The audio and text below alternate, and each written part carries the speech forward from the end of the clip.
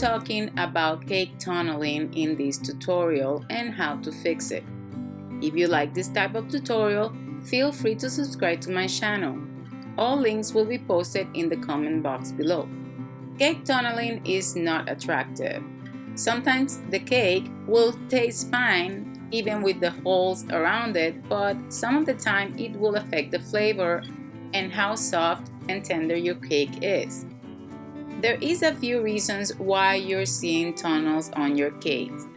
You might have to test and try which one works best for you and maybe find out what's going wrong. Overmixing your cake batter might create gluten, and this gluten might cause gas which will get trapped in your cake and create the bubbles. To make sure this doesn't happen, do not overmix your batter and use cake flour instead of regular flour. Cake flour has less protein, so is less sensitive to overmixing and creating those bubbles around your cake. Another thing that can affect your batter is how cold your ingredients are. It's best for your butter and eggs to be at room temperature. If you add cold eggs to your butter batter, it will make the butter cold and the emulsification of your batter would not be correct.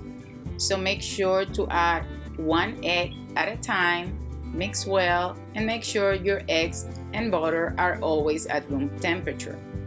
Another thing that can create these tunnels are the baking soda or the baking powder not properly mixed around the batter.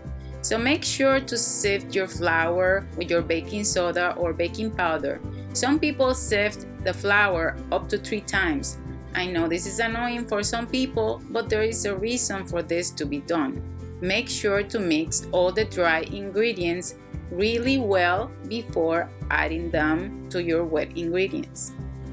You will have this problem too if you have a very thick batter, and I am guilty of this. Some of my cake batters are on the thicker side. So how do I solve this issue? Once I pour the cake batter in my pan, I take a knife and I just go around in a zigzag motion all around the pan twice. Once I do that, I take the pan and I bang it on the table until I see bubbles come up to the surface. With the knife, I cut the bubbles and make sure that the batter is properly and evenly spread around the pan.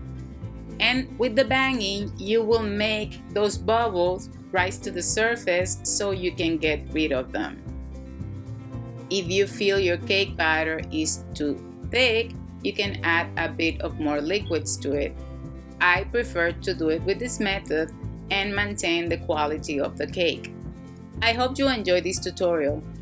Don't forget to subscribe to my channel, visit me in Facebook, Instagram, share your work with me, visit my blog, and until next time, ta-ta!